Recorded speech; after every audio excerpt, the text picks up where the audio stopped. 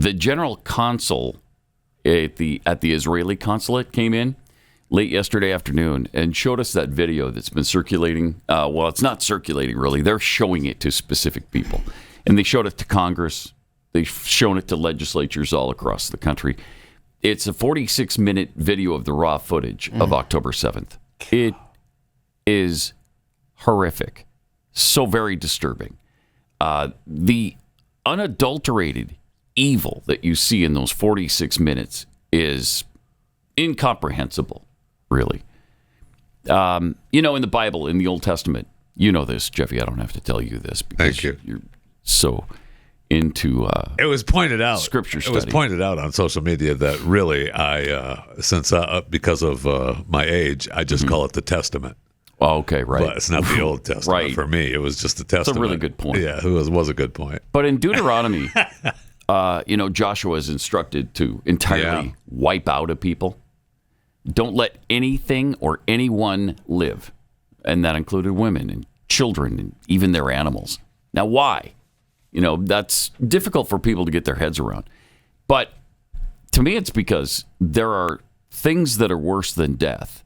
And growing up in that environment of evil, taught and raised by those evil people, would have been worse than just sending them to the other side of the veil.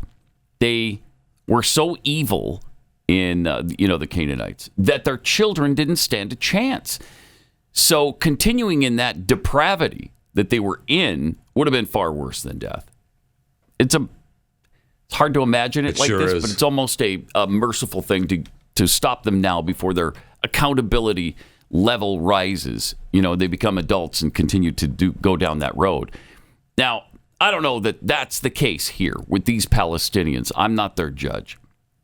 But when you see the terrorists returning to Gaza after what they did to the Israelis, and you see the thousands and thousands of cheering, celebrating people as these animals display and parade dead Israelis, a lot of them girls, young women, and they have them in the backs of their trucks, and people start joining in on the celebration of desecrating their bodies. It's hard not to have that story in the Bible come to mind. But I don't want to hear this ceasefire garbage anymore. I don't want to hear it. That's a people that support it, that love it, that voted for it, that continue to support it. In fact, support for Hamas has gone up, not down, since October 7th. Yeah, and you had the anti-Israel protest there at Columbia University. You had Ilhan Omar's daughter getting arrested. This is what a shame. Insane, right? Oh, it's incredible. Yeah. It's just absolutely incredible. I can't even respect people who are supporting that side of this and demanding that Israel they're the bad guy, that they're committing genocide. Are you kidding me? It doesn't make any sense. It doesn't make any sense at all.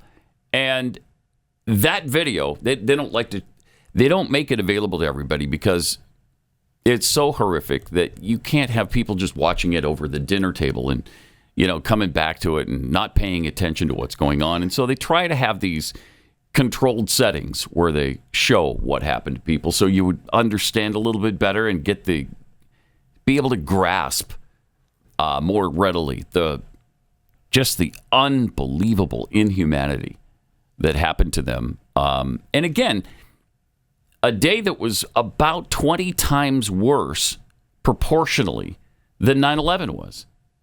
This day for them, where 1,200 people were murdered, with only a population of 9 million people, that's really a bigger catastrophe than 9/11 was for us. So I don't know how you have any support for the Palestinians. I don't understand it. I mean, I don't want innocent people killed, but that's going to happen as they try to respond to this and put an end to it. Over and over and over and over this has happened in their history, and here it is happening again, and people are siding with the people doing it again. This is like siding with the Nazis in World War II, saying, nah, they had it coming. Almost definitely. It's exactly the same thing. And I wished now Israel is faced with, we need to destroy Hamas, and they again attacked Iran attacked back Iran yesterday, which, I mean, those fronts for Israel are getting pretty powerful. Mm-hmm. Fronts for Iran, yeah. Well, those fronts against Israel are overwhelming. Yeah. And this is the first direct attack from Iran to Israel. And so, it's important that they respond to it. They've attacked Israel many times through their proxies, like Hamas and Hezbollah. Which Israel went ahead and attacked in Syria again as well. So, I mean, they're going against some of the proxies. Jeez. So they're up against it, and after World War II, the whole world said, never again. Well, we're watching it unfold again and again. Until you do something that we don't like. Even then, we've never really been with you.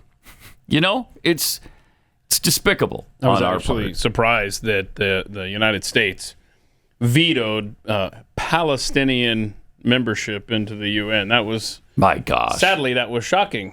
It's like, wow, really? But it came with the caveat that that doesn't mean we don't support the two-state solution. Right. We're still pushing hard for that. Don't get us wrong. That's all Dingleberry talks about. Yeah. We just know that there's got to be a sit-down discussion, and then we'll give them their state.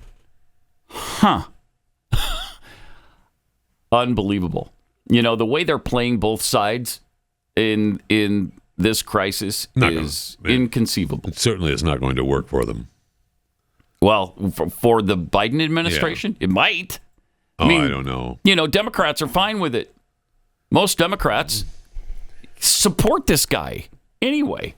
I mean, it doesn't matter how incompetent they are, how far left they are, that they play both sides of the issue, that they lie repeatedly and get caught every single day in their ugly lies. And still you got the support there. It's incredible.